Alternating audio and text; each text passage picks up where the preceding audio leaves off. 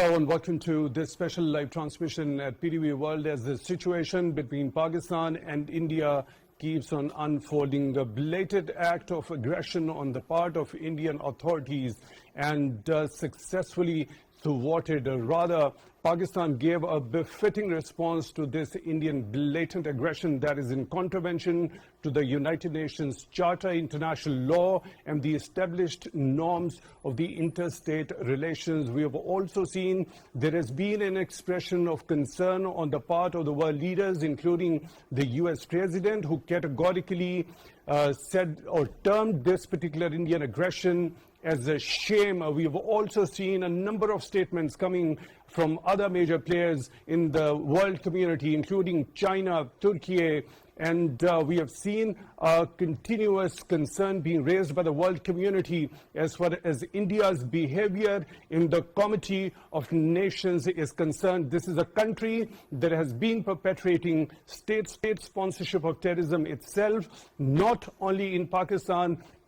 but also across the world, including in Qatar, including in the United Kingdom, including in the United States of America, including in Canada as well. And after 22nd of April, Pahalgam incident, without any credible investigation or any solid proof or a concrete evidence against Pakistan, it started blaming Pakistan and went on to a rampage. These authorities, which of course are driven by the Hindutva ideology, an extremist Hindu nationalist supremacist ideology that is running through the ranks of Indian authorities since 2014, and this particular behavior on the Indian side has put the regional peace at stake. And hence, after that particular blame game by the Indian authorities towards Pakistan, Pakistan offered a neutral and transparent investigation, which India never accepted.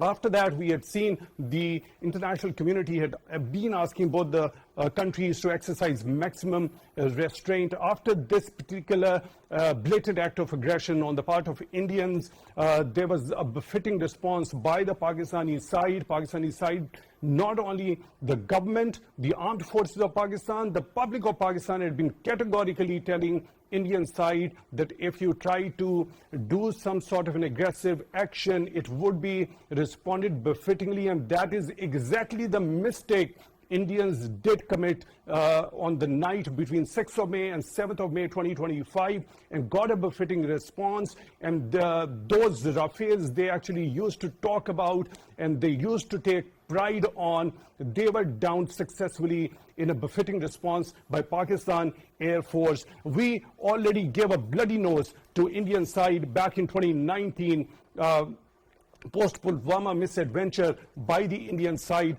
but I think they haven't learned any lesson. But last night was ample enough for them to learn another lesson and introspect that they should actually rectify their behavior. The National Security Committee meeting was convened under the chairmanship of Prime Minister Shehbaz Sharif. Very strong worded statement, according to Prime Minister's office, has come out from this National Security Committee moot. Let me quote a couple of very important excerpts from it. Pakistan has been emphatically rejecting Indian allegations claiming the presence of a terrorist camps on its territory. It would also be recalled that immediately after 22nd of April 2025, Pakistan made a sincere offer of a credible, transparent and neutral investigation, which unfortunately was not accepted. The international media personnel have already visited these imaginary terrorist camps on 6th of May 2025, and more visits were planned on May 7th, 2025. However, apprehensive of its falsehood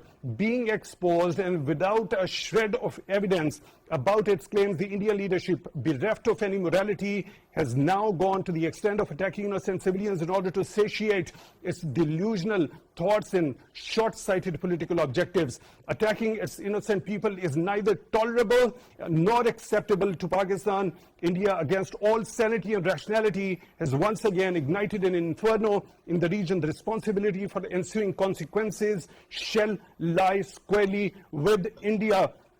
The armed forces of Pakistan, in line with the exercise of right of self-defense and response framework outlined in National Security Committee statement dated April 22nd, 2025, resolutely defended the territorial integrity of Pakistan, including Azad Jammu and Kashmir, against the Indian aggression, while also bringing down 5 Indian fighter aircrafts and unmanned aerial vehicle in the process. In consonance with the Article 51 of the UN Charter, Pakistan reserves the right to respond in self-defense at a time, place and manner of its choosing to avenge the loss of innocent Pakistani lives and blatant violation of sovereignty. The armed forces of Pakistan have duly been authorized to undertake corresponding actions in this regard. Also, deeply anguished by India's naked aggression, the entire Pakistani nation greatly appreciates and admires the bravery and the courage of the armed forces and their timely action in the defense of their motherland. The nation stands galvanized and resolute in the face of any further aggression. The national security calls upon the international community to recognize the gravity of India's unprovoked illegal actions and to hold it accountable for its blatant violation of international norms and laws. Pakistan remains committed to peace with dignity and honor and reiterates that it shall never allow any violation of its sovereignty, territorial integrity, or permit any harm to its proud people. Unquote. And later on, we saw Prime Minister Shehbaz Sharif making a very important statement at the floor of the National Assembly. He said, let me quote, complete coordination among the Pakistan Army, Navy and Air Force. Pakistan successfully shot down 5 Indian fighter jets, unquote. He has also given the glowing tributes to the valiant armed forces of Pakistan for the decisive response to this naked and blatant Indian aggression. Let me quickly bring in our esteemed panel of guests who are joining to talk about this very unfortunate developing situation because of India's aggression. The authorities, which are driven by Hindutva, extremist, Hindu, nationalist, supremacist ideology that has put the peace and stability and security of this particular region, not only this particular region, but also the entire globe at stake. We are honored to be joined in the studio by Rear Admiral, the retired defense analyst. Admiral Shah, thank you very much for being with us on the show tonight. We really appreciate that. Also in the studio, we're honored to be joined by Mr. Agha Ikrar Haroon, senior analyst. Mr. Haroon, thank you very much for your time, for being with us on this special live transmission. We really appreciate that. Admiral Shah, we are also honored to be joined on video link by Dr. Jamil Khan, his former ambassador. Dr. Jamil Khan, thank you very much for your time also for being with us on this special live transmission. Really appreciate that. Admiral Shah, on the diplomatic front, we have seen no statement in the support of India coming in. Quite diplomatic efforts made by Pakistani authorities at every forum. We have seen the kind of tone, especially when we talk about that very statement that was given by US President Donald Trump, that he termed this particular Indian aggression as shame. So on a diplomatic front, we see a clear victory for Pakistan.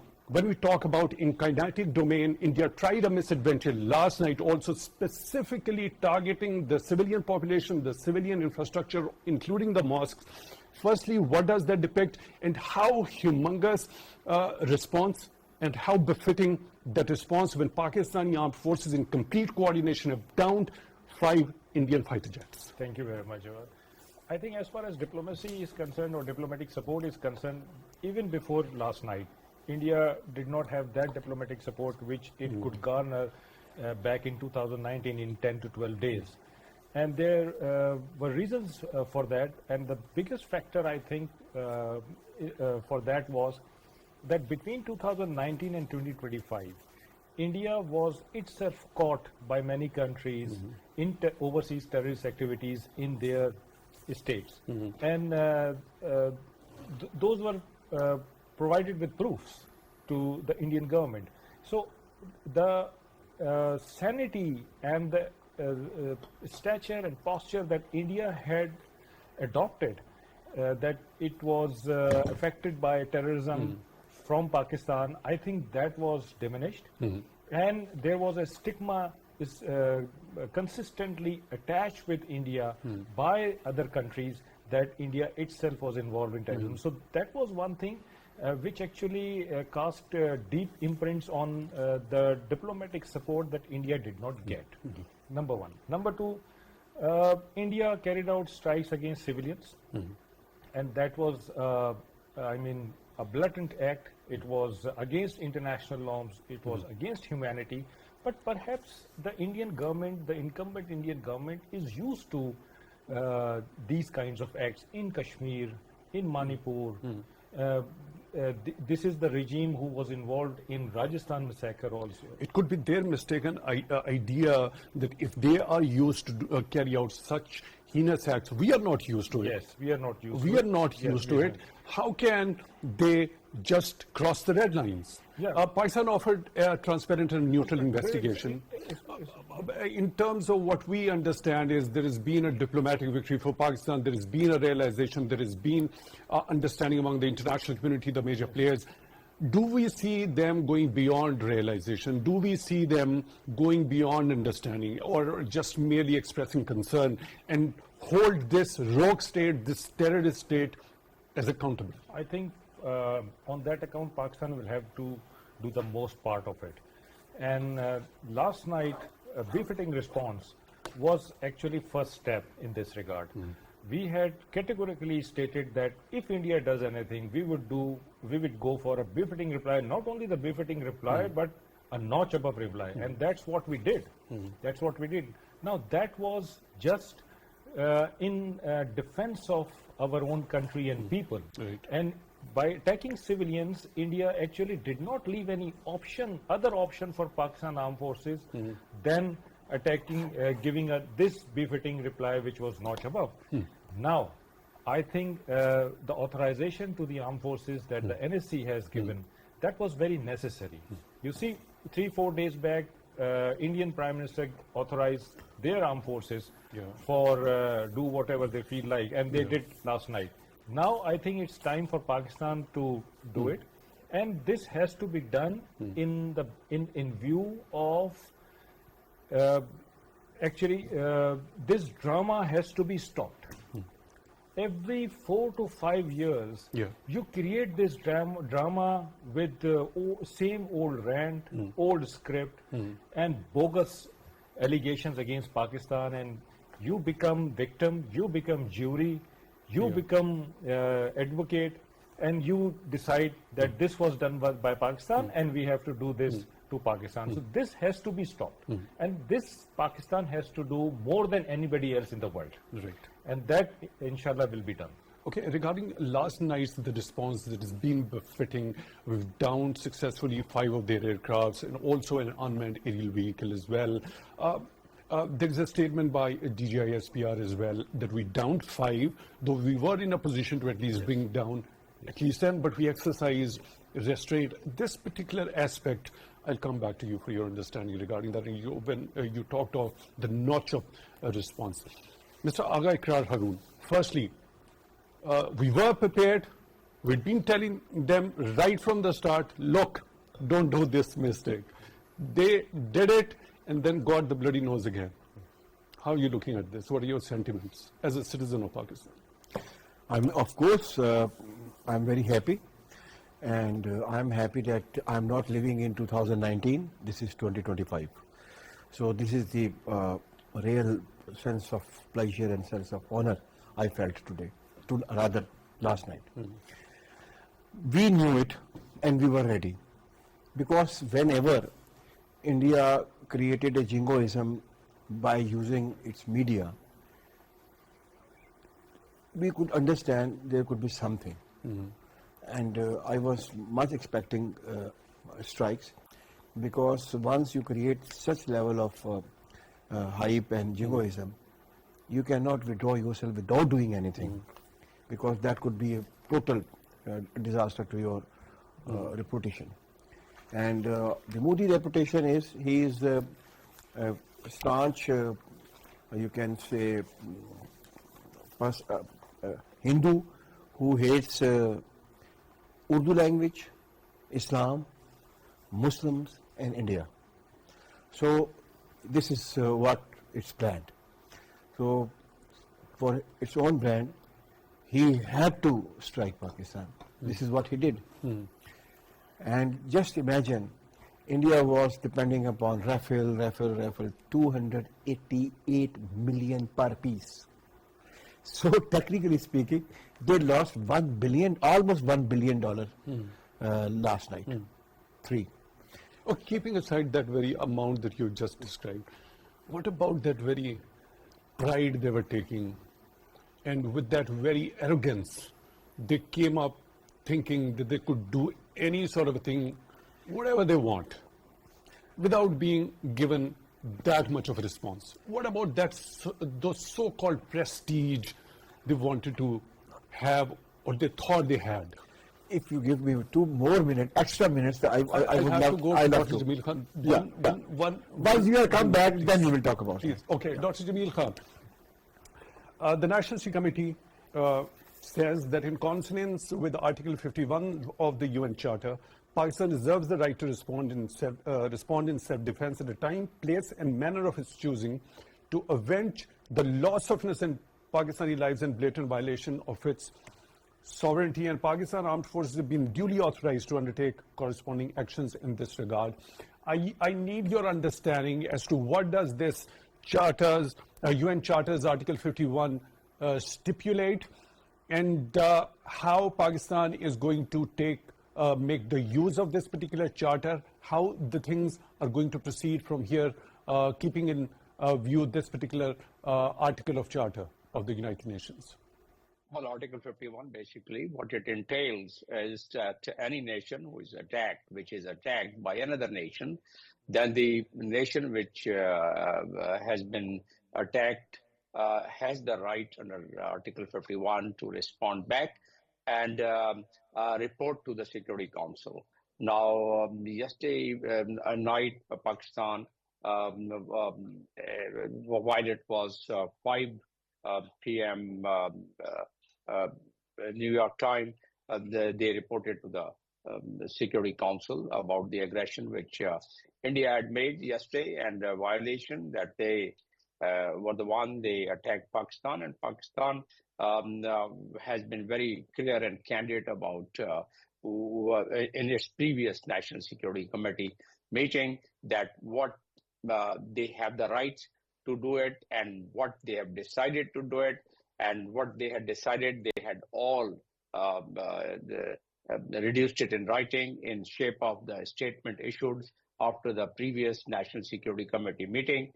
And in that, they had very clearly indicated that if Pakistan national integrity or the sovereignty is impacted and affected, they would respond back as per the international law. And that is what in the Article 51 is. Now, any nation would reserve the right to respond back.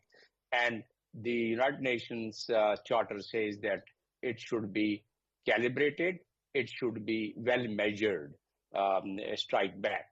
So Pakistan has already decided, and that we heard it from our ISPR, that we had heard it from our Prime Minister, that the Pakistan had to really respond back to it at the place, time of its own choice.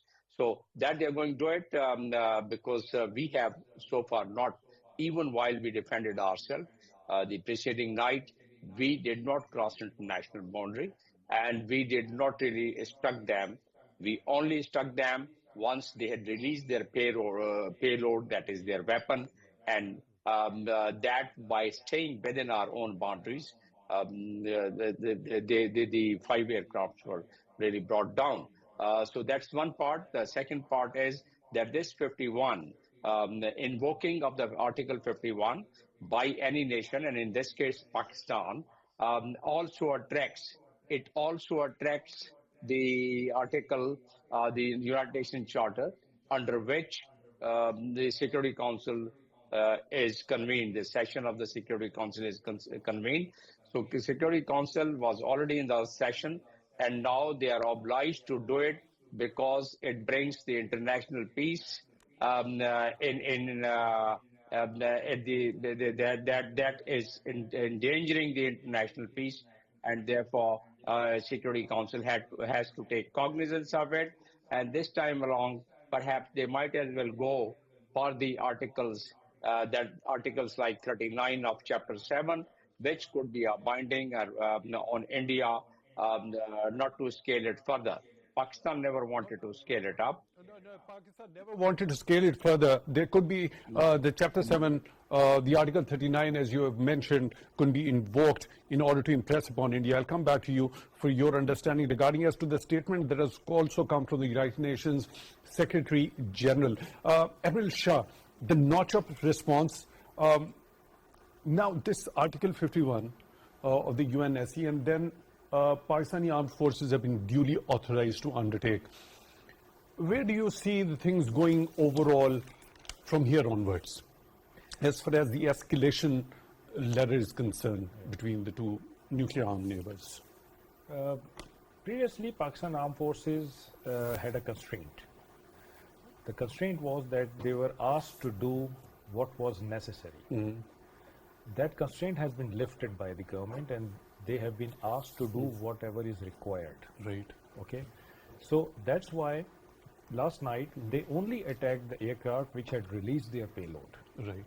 But now they are at liberty to engage any target, including targets of opportunity, which you come across during such situations. Okay. So Pakistan, I know this, if the response from Pakistan from now on might escalate the ladder. But this is necessary, as I earlier said, because we are fed up of this drama that every 4 or 5 years they put us in, and their own population also, region also, the whole world also. That's why the rest of the world is also wants to stop this nonsense, and they want it to be ended this time altogether. Targets of opportunity. Here's a mention in the statement of this National Security Committee meeting, which talks about the international media was given a visit to these so-called or these imaginary, quote-unquote, imaginary terrorist camps. Okay, this is the pretext on the basis of which Indian authorities have been trying to blame Pakistan. International media has already visited over there. Today another visit was planned, and since they didn't have any shred of evidence, so they resorted to this cowardly act. What about that Hindutva ideology? With that Hindutva ideology is getting nourished in different nooks, corners, streets of India. Yes. Should we consider those also the targets of opportunity with that RSS ideology is getting nourished? Pakistan Armed Forces are very professional, and Pakistan always abides by international law. So we have never targeted civilians or civilian infrastructure. We always go against military. But It's how military to can military. they conveniently target civilians in which women have died, children have died, elderly people have lost their lives, on the pretext that they had an imagination that this particular place was a terrorist camp? I told you that they They did not have it. any evidence, but conveniently they targeted Yes, it. they're And used to it. They are So doing it in why, Kashmir. why not those targets of opportunity on Indian mainland where there is RSS, Hindu supremacist ideology? We could have done it last night also, but we did it only against military infrastructure, despite the fact that they attacked our civilians and civilian Admiral infrastructure. Shah, I'll have to stop you over here. We'll have to go to the Balochistan Assembly.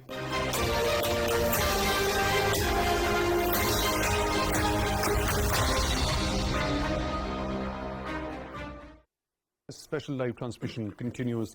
Mr. Agha Ikrar Haroon, that so-called prestige with the downing of these 5 the Air Force, Indian Air Force jets in retaliatory measures by Pakistan Armed Force. Please go ahead.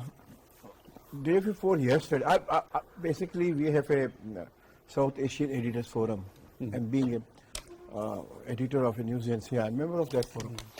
Day before yesterday, one of our colleague, she is very, very famous, very popular vlogger, and she had a vlog about how this Rafale is great and how could he make Pakistan a terrible defeat, blah, and it's long, 7-minute vlog she had with Rafale videos, graphics, and even its infrastructure graphics, AI-generated graphics. So today, early in the morning, Is the vlog still on the internet? yeah, Or yes, it, of course. Has it been removed? No, because I don't want to name her. I mean, 80% of even Pakistani who go for English channels, they know him, they know her very well. So I'll ask her, where is your Rafale now? I don't want to. I didn't want to make her embarrassed. But anyhow, But she there is said. another. Okay, please go ahead. She Finish said, your thought. she said, I am yet not clear. You really down them or something happened with two Rafales. Either case. Yes. And now Either India case, is coming. whether it's yes. been down So India or has down at its own. exactly. So India has come up with a new story that there was a crash of 3 Rafales. Okay.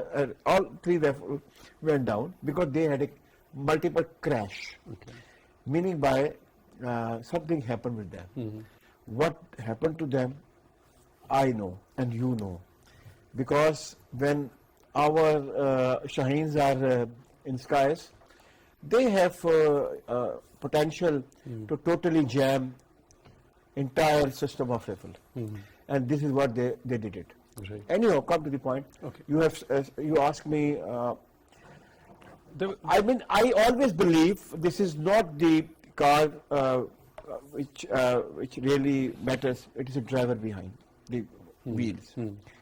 So India was very infamous about MiG-21 and MiG-29, and always Russia had been saying problem didn't lie with the MiG-21 and 29. Problem lies with the pilots. Now the Rafale manufacturer is also crying, this is not my fault. This is the fault of the Indian Navy. Indian Air Force. My dear, there are structural changes in Indian Air Force, Indian Navy, and Indian Army for the last 10 years, more than 15 years when the Modi came into power. And I should mention this interview of former Governor of exactly. Satyapal Malik. Exactly. Day before yesterday, he had interview with yesterday as well. Exactly. This is not the first time he has come up with such an interview. There was an earlier interview when he talked about the security lapse when Pulwama incident No, happened. in this interview with the Karan, he said, first, Modi totally destroyed Indian parliament and political system. Then it targeted the media. Now it has already targeted and destroyed Indian army. So basically, this is by design. Modi changed some structural, announced some structural changes, including this Agnipath and Agniveers. Now Indian army is no more. These measures have actually put the entire Indian system, whether it be the parliament, whether it be the fabric of the society, whether it be the armed forces, on a self-imploding mode. Am I correct on that? Every popular leader go for this drive. Self-destructive mode. Yes. Okay, so Dr. Jameel Khan, you already talked about that Chapter 7, Article 39. Could you shed a little bit of more light regarding that? How could that the provision of the UN Charter be invoked? And to what aims? If we recall, there are more than 15, almost 15 UN Security Council resolutions. All of them have been passed under Chapter 6 related to Kashmir. I'm talking about occupied Kashmir, the whole Kashmir. And it's because of which India, and because of many other reasons, have been declining to follow any of those resolutions. And in other words, it's defiant. Now, there is a provision if any country does not really follow the ingredients of the Security Council resolution, which becomes the international law, then in that case, the council, the Security Council, it takes a measure higher than that, and that is chapter number 7. Now, in chapter number 7, Article 39, if it is invoked at initial stages, the sanction could be imposed, and at later stages, there are other Article 41, 42 that those are the implementing, and those are the highest level and highest degree, as it was invoked in East Timor, as it was invoked in Kosovo, and some other places also, where the United Nations, they had to send of course, they pull it up from the member countries, and they send the peacekeeping forces there, including the Air Force and Naval Force if they want, and there are the other measures they can do it. But because of the geopolitical landscape, because of the geopolitical, in the overall backdrop of geopolitical landscape and the foreign policy of the United States, India has its significance in the region, and India now has learned to exploit it quite well.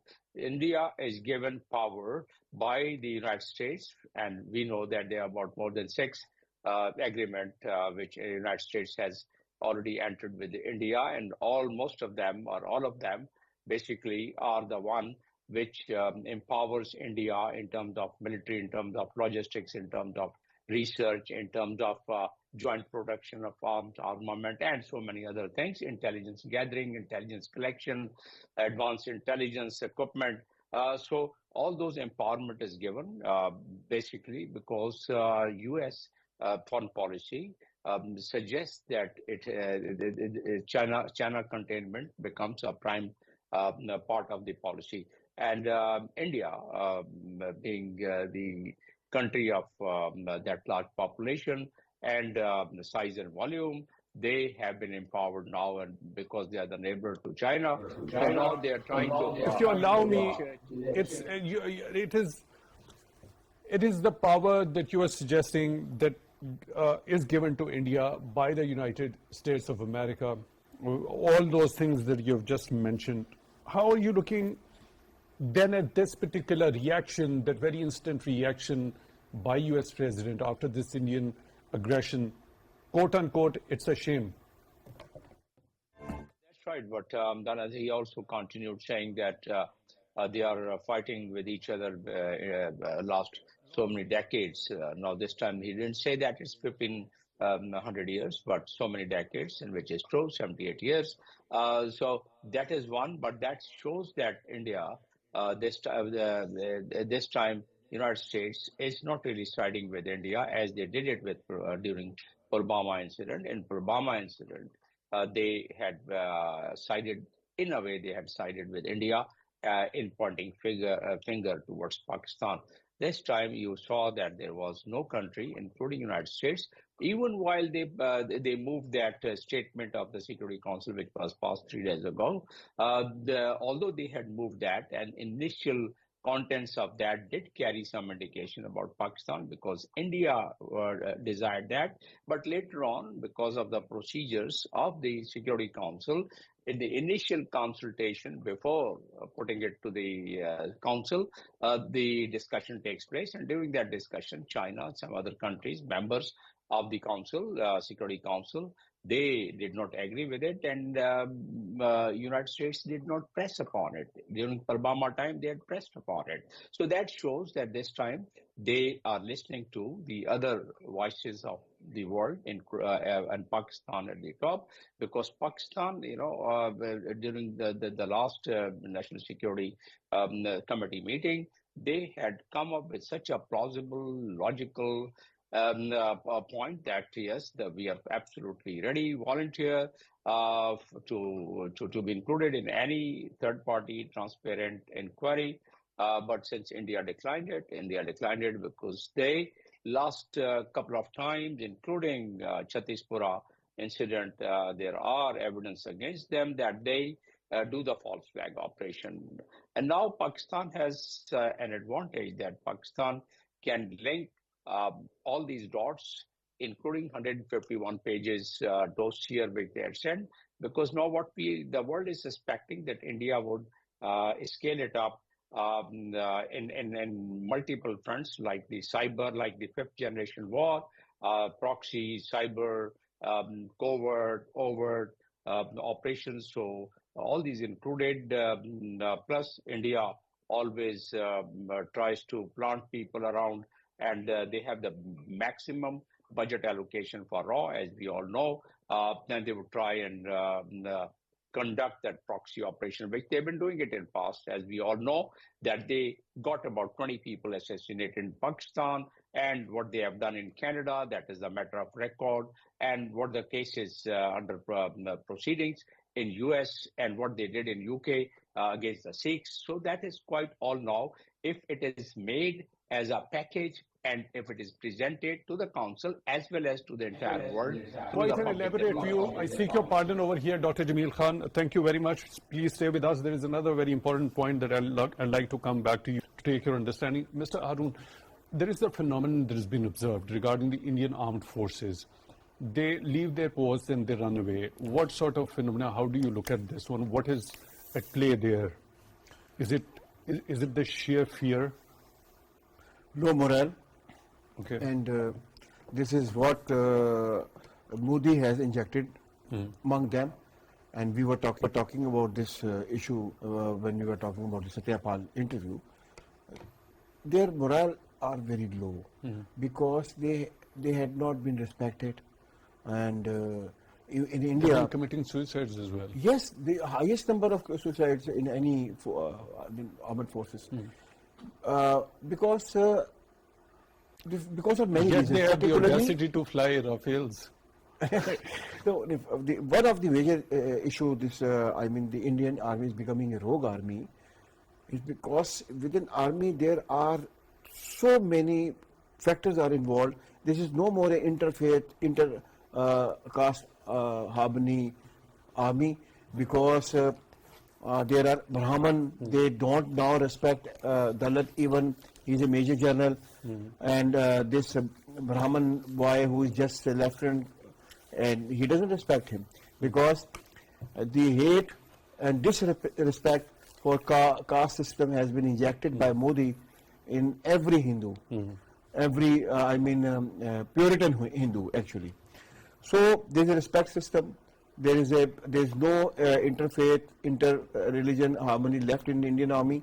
And then I just mentioned you, they have inducted Indian army with the new cadre, which is the Agnipath cadre and Agniveer cadre. They are 90 or 80%, at least 80%.